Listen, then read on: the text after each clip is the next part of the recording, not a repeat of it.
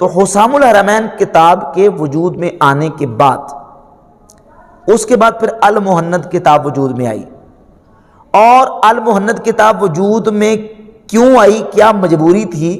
کیا پرابلم بن گئی کہ یہ کتاب لکھنی پڑ گئی؟ وہ اس لیے کہ جب مکہ مدینہ کے بڑے بڑے علماء نے ان مولویوں کی عبارات پر کفر کے فتوے دے دیے، ان کی تکفیر کر دی اور کہا کہ ان کی کتابوں میں گستاخانہ مواد موجود ہے، تو ان کے لیے خفت اور بڑی ایک سبکی کا ایک ذریعہ اور سبب بن گیا۔ اب اپنی اس خفت کو مٹانے کے لیے، اپنی اس شرمندگی کو ختم کرنے کے لیے اور اپنے وقار کو دوبارہ بحال کرنے کے لیے انہوں نے پھر ایک ترکیب سوچی۔ جو عقائد پہلے سے ان کی کتابوں میں لکھے ہوئے تھے، جو ان مولویوں نے اپنی کتابوں میں عقیدے پہلے لکھے تھے، ان عقیدوں کو اپنی کتابوں میں لکھا رہنے دیا،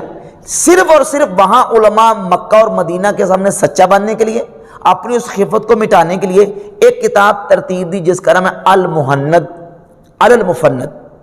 یہ کتاب امام احمد رضا بریلوی رحمۃ اللہ کے خلاف لکھی گئی۔ وہ اس انداز سے خلاف لکھی گئی کہ اس میں یہ کہا گیا کہ ہمارے خلاف پروپیگنڈا کیا گیا ہے اور ہمارے خلاف جو فتوے لیے گئے ہیں یہ فتوے درست نہیں ہیں، صحیح نہیں ہیں، ہمارے خلاف فتوے جو ہے نا وہ جھوٹ بول کے لیے گئے ہیں۔ اور اس میں اس خطبے، اس کتاب کے خطبے کے فوراً بعد یہ دعویٰ کیا گیا ہے، اس کتاب کے خطبے کے فوراً بعد، کہ ہمارے خلاف یہ جو پروپیگنڈا کیا گیا ہے، صفحہ 31 میرے پاس جو نسخہ ہے، کہ ہمارے بارے میں یہ کہا گیا ہے کہ ہم علماء دیوبند جو ہیں یہ وہابی ہیں، ہمیں وہابی کہا گیا ہے، ہمارے اوپر بہتان ہے، الزام ہے، ہمیں ان لوگوں نے آ کے مکہ مدینہ کے علماء کے سامنے وہابی ڈکلیئر کیا ہے، کیونکہ اس وقت وہاں وہابی علماء کا کنٹرول نہیں تھا، اس وقت اہل سنت کی حکومت تھی، یعنی نجدیوں کی حکومت آنے سے پہلے کی بات ہے۔ تو اب ان کے سامنے سچا ثابت کرنے کے لیے کہا کہ ہمیں تو یہ ایک بہتان لگا کے وہابی ثابت کیا گیا ہے۔ اب ہم اسی بات کو دیکھ لیتے ہیں کہ آیا کہ علماء دیوبند کو جو اہل سنت بریلوی علماء نے وہابی کہا ہے یہ بہتان ہے یا کہ حقیقت ہے۔ اس مسئلے کو اور اس بات کو سمجھنے کے لیے ہمیں وہابیت کی تعریف اور ڈیفینیشن اس کی ضرورت پیش آئے گی۔ وہابی کسے کہتے ہیں، وہابی کون ہوتا ہے اور وہابی کسے کہا جاتا ہے؟ تو آسان سی بات یہ ہے کہ وہابی اسے کہتے ہیں جو محمد ابن عبد الوہاب نجدی کے عقائد و نظریات کو درست سمجھتا ہو اور ابن عبد الوہاب نجدی کے عقائد کو عمدہ سمجھتا ہو، اس کا متبع ہو، اس کو وہابی کہا جاتا ہے۔ اب سوال یہ پیدا ہوتا ہے کہ المہند کتاب لکھے جانے سے پہلے علماء دیوبند جن مولویوں کے اوپر اعلیٰ حضرت نے فتوے دیے ہیں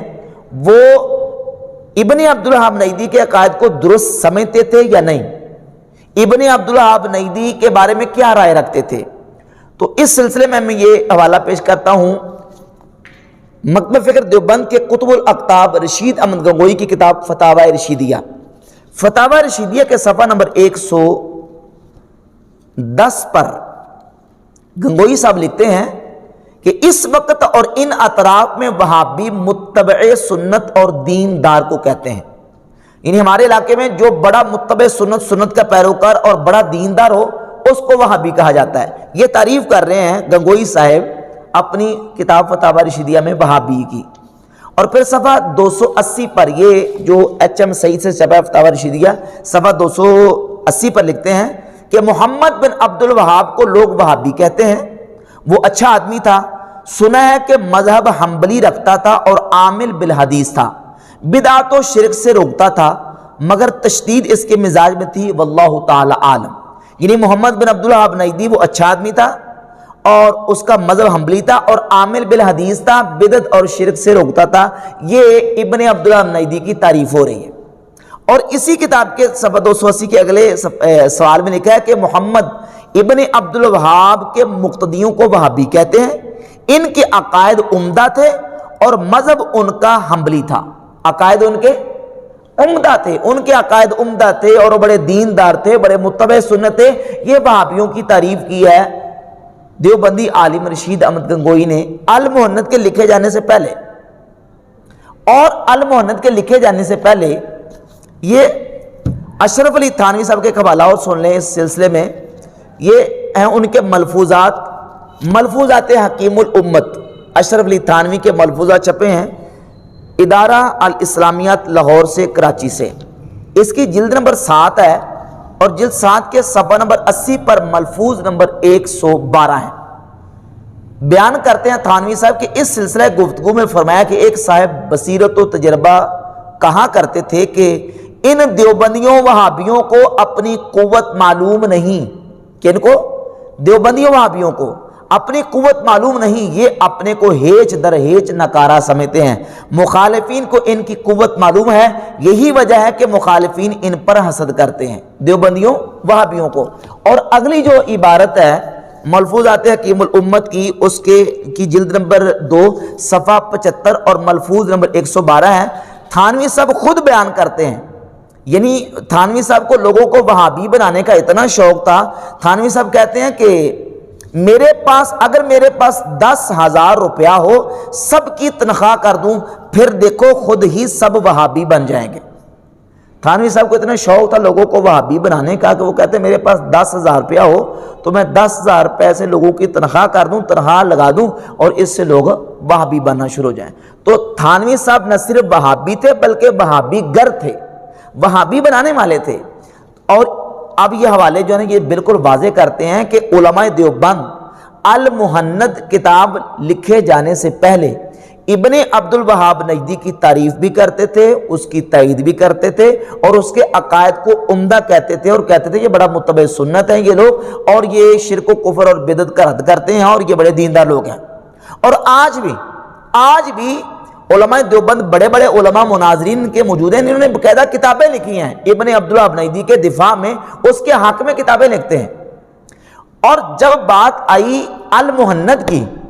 مکہ مدینہ کے اس وقت کے اہل سنت علماء کے سامنے اپنی صفائی پیش کرنے کی، اپنی خفت مٹانے کی، تو اس کتاب المحند میں